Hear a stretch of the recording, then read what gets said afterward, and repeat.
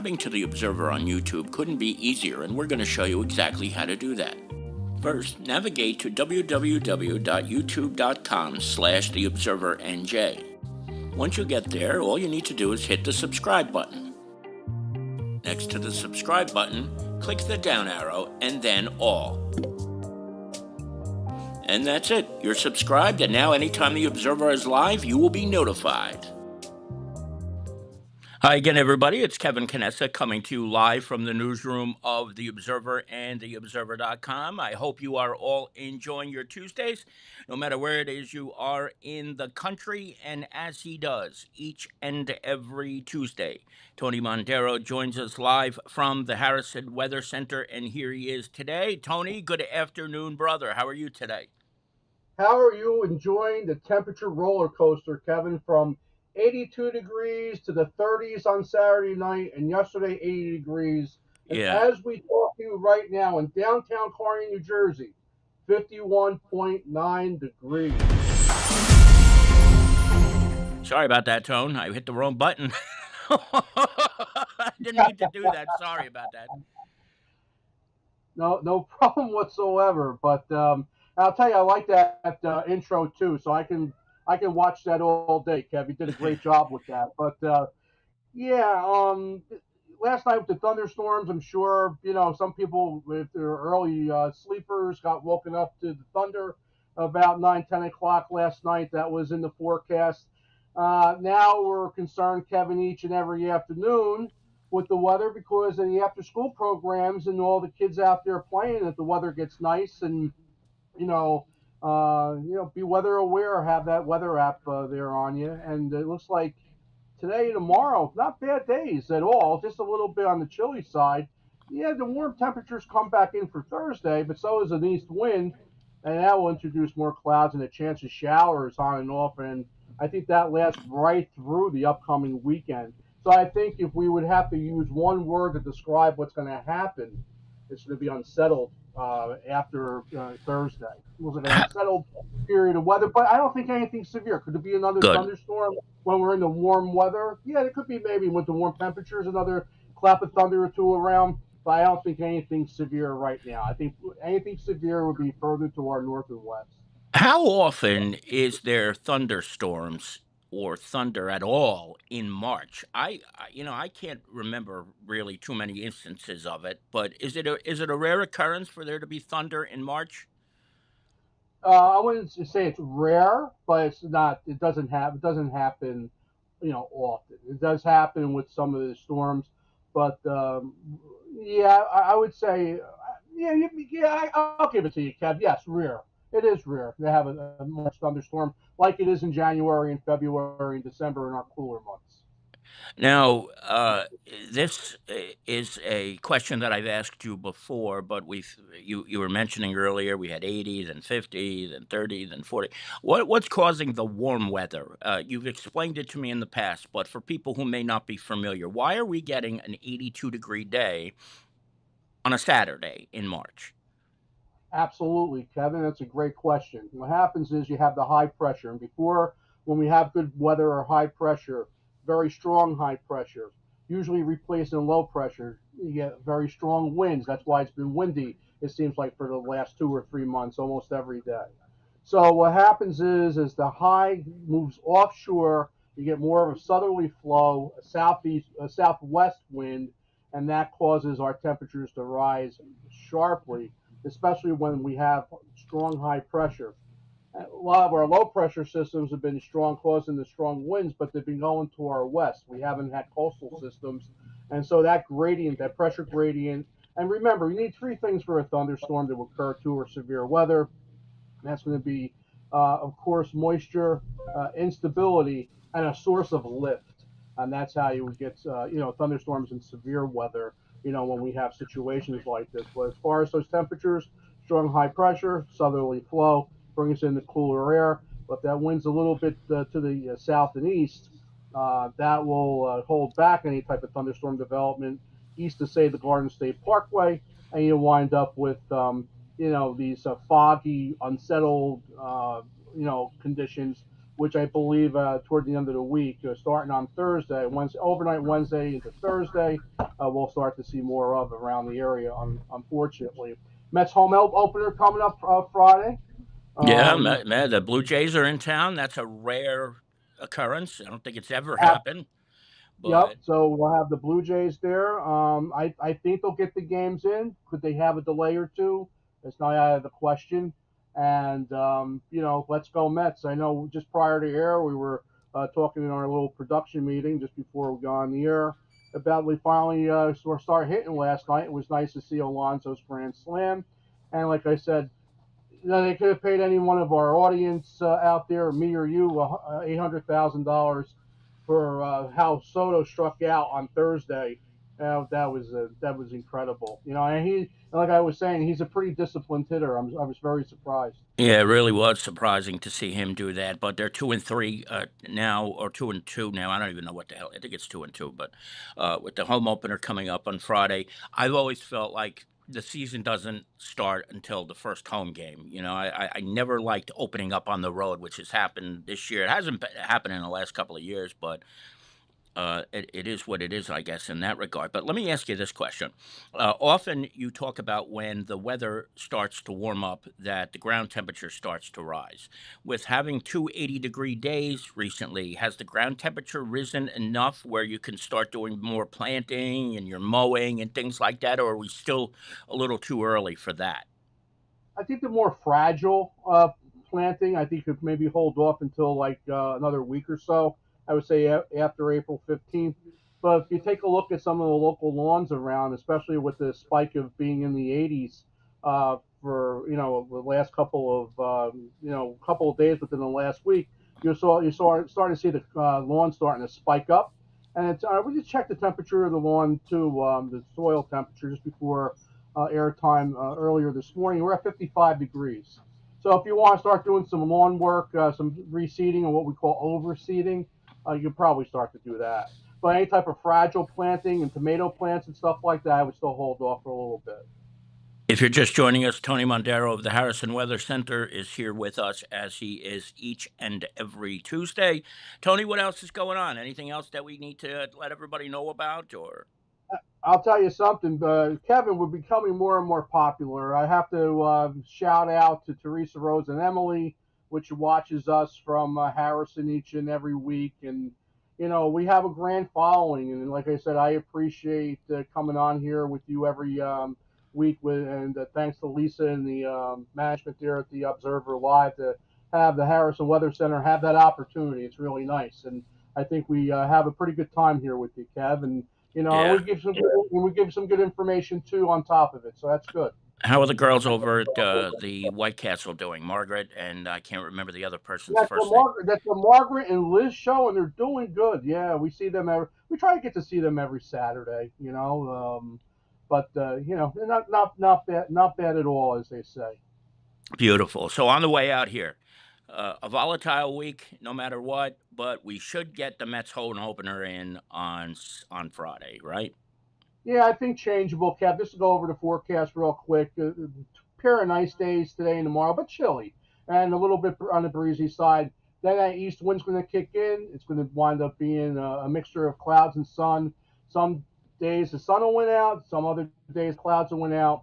Temperatures in the 60s to perhaps 70. Overnight low temperatures in the 40s to near 50 degrees. It'll be breezy at times. Chance of a thunderstorm, especially in the warmer temperatures on Thursday, and I think a couple of rain showers, on and off, but nothing that's going to kill the whole day. So if you do have plans out there, just be weather aware. Just have a weather app on you that delivers official National Weather Service watches and warnings and advisories. You can actually go out there too and get lightning alerting now, an app for that. You want to try and set that for about 10 miles. And, just be weather aware, be safe. That's all. And we don't say go out and cancel plans and stuff like that. But I think Kev, you would agree. It's good. It's prudent to be safe. Like a NOAA weather radio. You have a Yeah. smoke detector at home, carbon monoxide, a NOAA weather radio. So at night, if there's a tornado warning or severe weather warning issued, now they have them so you can just set it for Hudson County. You don't have to be set off. You don't have to have that radio set off for everything. But what I would do is a buffer, have it set for Union County, Essex County, Bergen, and Hudson. So you have that little buffer, and it's not on top of you by the time you get that warning. If I may put you on the spot, I use Apple Weather for my phone weather. And often when I look at what the forecast says on Apple Weather and then go to the Weather Channel or others, the forecasts are vastly different. Does Tony Mondaro have an app that he uses on his phone for reasons like this? Yes, I use WeatherBug. They carry all the National Weather Service apps. For radar, we use My Radar, and I like also Radar Scope. But for those who use Radar Scope, lightning detection is nice on Radar Scope. Most of these apps are free, but they have a premium paid upgrade. But be careful because radar scope has a tendency to make the precipitation be more intense than when it really is. Here at the Weather Center, we depend on the app, My Radar, and then here we have a special application called GR Level 3 Radar, which actually gives us in real time or near real time the correct radar data. So, it's smoothed out and we're able to see just how intense these weather cells are. Now, I have to be honest, I wasn't looking over at the chat room while we were chatting, and I just saw this here. And Compaholic83 says, my father and I think went to school with Tony. So you were class of 83, Tony, or what? Class of 82, Harrison 82. High School. And please don't put me on the spot to sing our alma mater. I would have to go pull out the words. But if you want that to be my homework assignment for next week, I'll be more than happy. I wouldn't expect that at all, but I wanted to make sure you knew somebody out there thinks his dad went to school with you. I'm not sure what his name is, but he did say, or he or she did say that in the chat room. But you have to see, you even have fans out there that you don't know necessarily, or not sure of their name. So how about that? Absolutely. And while we're talking about going to school, thank you for all the teachers out there in our area, especially the Harrison Public School teachers, because without them, Kevin Canessa, there wouldn't be a Harrison Weather Center. Wouldn't be. So thank you, teachers. They had me started when I was back in the fourth grade. It started all the way back then and there. So thank you, teachers, for letting me experience my lifetime dream. And I believe Lou Garcia, good guy, know Lou very well. Good man. How about that? How about that? Lou Garcia, right there. I think it's Lou's kid. So Awesome. that is really, really cool, Lou. And what your name is too. Maybe you're Lou too. Thank you for popping in, or maybe I misunderstood that text. I don't know. I'm all sorts of discombobulated today, but Tony, as always, the pleasure's mine. I should be thanking you every week for doing this, because without you, we would lose out on a extremely valuable portion of our broadcast. So thank you very much for this, very much, and we'll see you next week. Kev. Our pleasure, Kevin. Everybody, before Kevin forgets, and I remind everybody again, please, I know. Harrison Weather Center. Like and subscribe to the Observer Live, not Harrison Weather. We have a lot of people. Observer Live. That's what Isn't the Harrison Weather Center at its maximum anyway with 5,000 likes? So I mean, come on now. We're busted through. So I want to throw some love to the Observer and to the staff there. Keep up the great work. And Kev, have a great show today. Tony, thank you so much, brother, and we'll see you in a week, if not sooner. Okay, be good. You got it. My pleasure. There he is, the one and only, the immortal Tony Mondaro, he of the Harrison Weather Center. We're going to take a short break, and when we come back, I got a lot to get to, so don't go away. Stay tuned.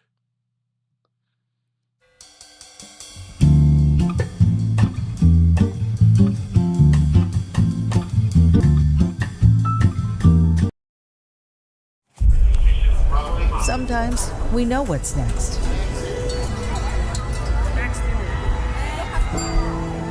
Next.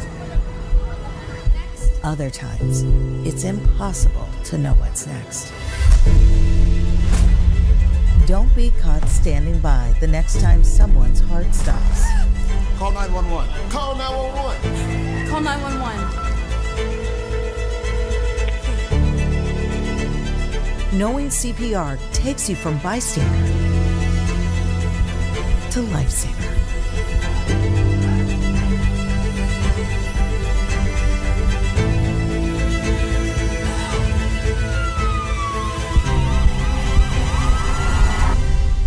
Join the Nation of Lifesavers by learning CPR at heart.org/nation today and be the next lifesaver. It is 49 minutes past the hour. Kevin Canessa here with you on the Observer Live. And I want to welcome in everybody who is watching, at least in the chat room. I'm sure there are a lot of others here who are watching as well. But I say hello to my Uncle Mike Slane, who is out in Carlsbad, California. Love you, Uncle.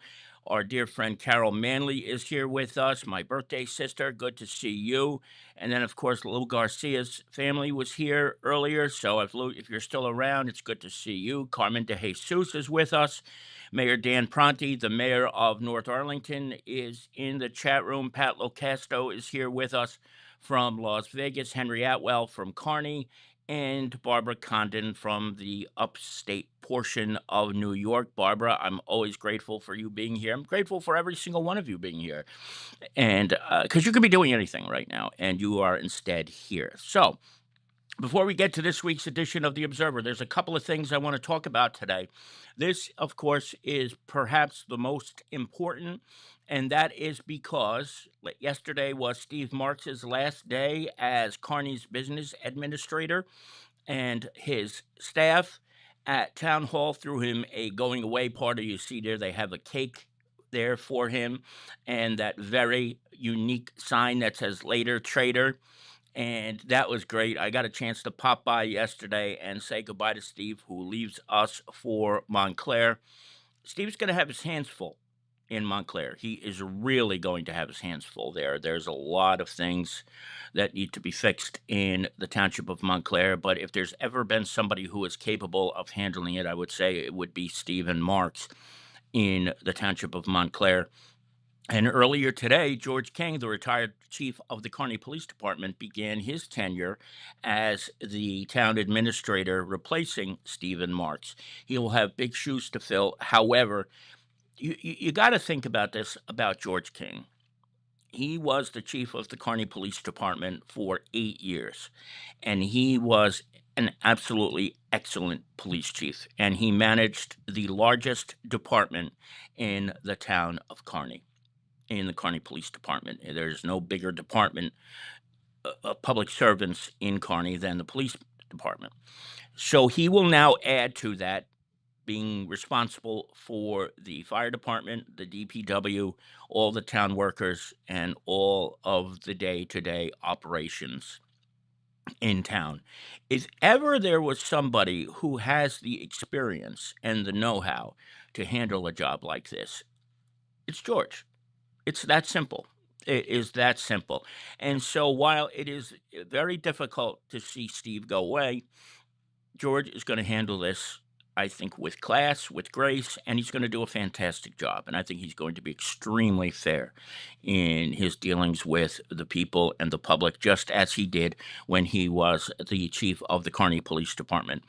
And there were times, I've said this before, and I'll say it again, where I believe that George was as transparent as you could get.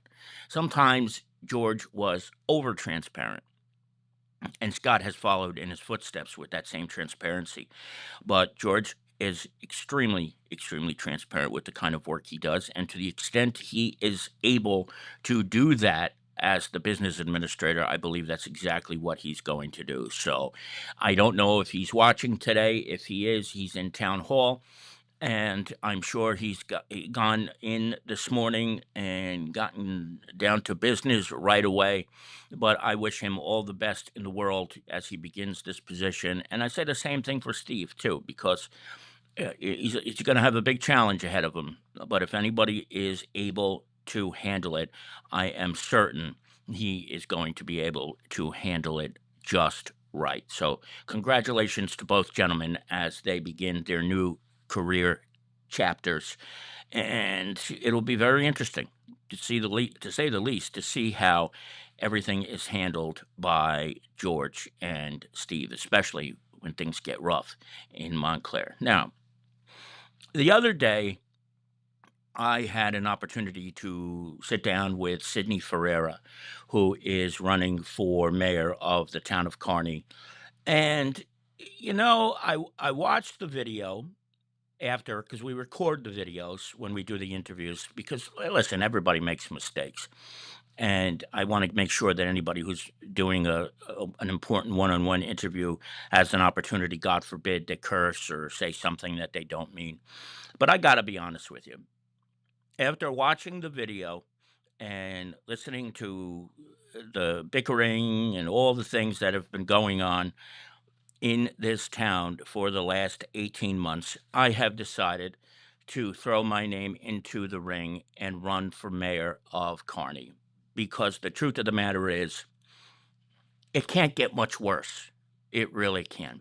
And so I have decided that I'm going to take a leave of absence from the Observer after today's broadcast, and I will run for the mayoralty in the June primary this year. Now, I'm sure a lot of people are sitting here thinking, oh my God, this is certainly out of nowhere.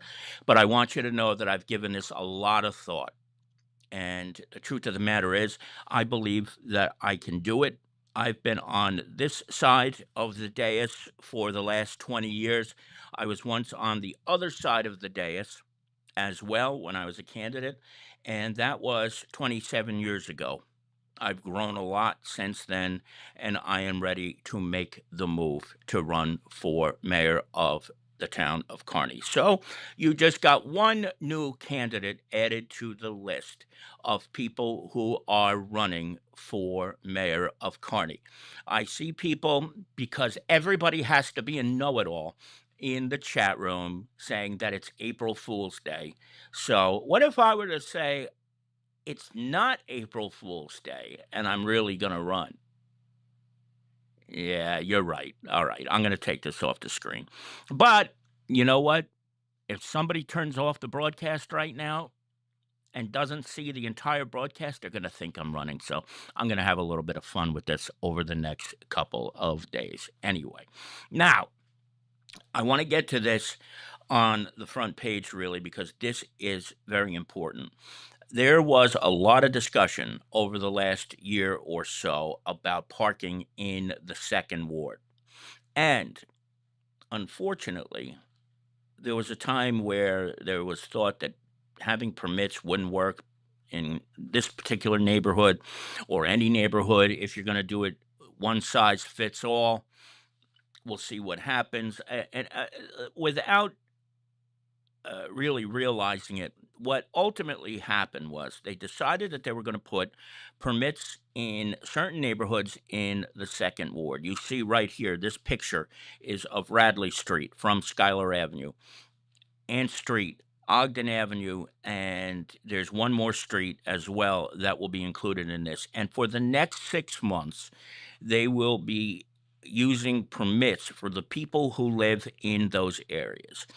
One of the major reasons why this was done is because all of those streets border Harrison, and residents were complaining that people were using Kearny's streets to park but lived in Harrison, which I understand is an issue. It's very difficult when you live on a border, the way, especially Ogden Avenue, because one side of the street on Ogden Avenue is Harrison, the other side of the street is Kearny. So, but what the consensus agreement was that they would try using these permits for 6 months in a pilot program, and it will begin on the 15th of April.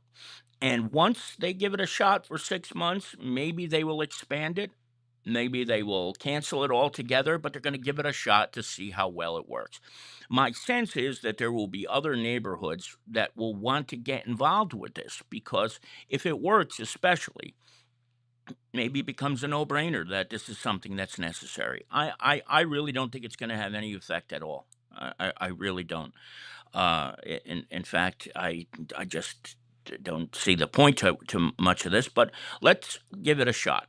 Give it a shot for 6 months. And the parking committee with Councilwoman Mary Trine DeCastro and George Zapata, who is the ordinance chairman as well. They worked very hard with Mayor Doyle and Jim Bruno and Steve Marks and some of the other professionals to get this done. So let's see what happens over the next 6 months. And then after that, maybe they'll go from there. I'm not sure exactly what will happen after the 6 months, but you can't know until at least you give it a try. And so that's where they are right now. Now, also, at that meeting, the same meeting where this ordinance was passed, the Kearny Police Department promoted several to new ranks. There were patrolmen who were made sergeants. A sergeant became a lieutenant, a captain, and a couple of captains as well. And there was also a promotion for the Kearny Fire Department where somebody was promoted to captain. That's all in this week's edition of The Observer. Please check that out when you get an opportunity. And this is something that to me is very important because Rosemary Bennett was named Harrison's Woman of the Year. Every year in the county, each person, each municipality names somebody to be the Woman of the Year. Rosemary Bennett is Larry's wife, and she has worked in the town of Harrison for many years. Many of you from Harrison will remember her from being at Town Hall and making sure nobody who shouldn't be allowed into the building got in. She now works for the Harrison Police Department. She's doing a phenomenal job. And when you think about it, in a family like the Bennetts, Larry's picture is in the paper all the time, but Rosemary's picture is not always in the paper, and she's one of those unsung heroes in Harrison. So when Larry told me that Rose was picked to be the Woman of the Year by Mayor Fife, I thought that was a phenomenal move, and I wanted to certainly recognize Rose for all the things that she's done over the years for the people of Harrison behind the scenes. And I'm going to tell you, she does a lot of things behind the scenes. So I congratulate her and Larry as well, too, for all the great things that they do for the town of Harrison. They work their butts off, both of them, on a consistent basis to very, very important people in Harrison's history. And Rose is certainly well deserving of this award that she received last week in Jersey City. And I would have been remiss if I did not show it to you. Don't forget also, in this week's edition of The Observer, allow me to kind of just pass through this. I want to get to the classified section because there are 2 pages of classifieds. So if you're looking for a place to live, if you are looking for a job, anything of that nature, look, those first 6 columns are apartments for rent.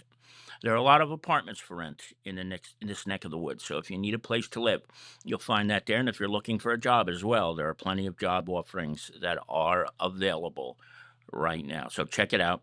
And as Lisa said in the chat room earlier, if you want to get a jump start, the paper is here at the office. Got here a little bit early today. Stop on by up until about 2:45 today. You can get them. If not, they'll be on the shelf outside. But I'm not sure what time the door gets locked. It depends on when Dr. Harper leaves the office across the hall. So if you get here, come soon. That is going to do it for this edition of The Observer Live. I want to thank Tony Mondaro for joining me today. And of course, all of you who are in the chat room, from Dan all the way up to Henry. We will be back on Friday if necessary for any reason. And if not, we'll be back 1 week from today with another edition of The Observer Live. So from the newsroom of The Observer and TheObserver.com, Kevin Canessa signing off for now.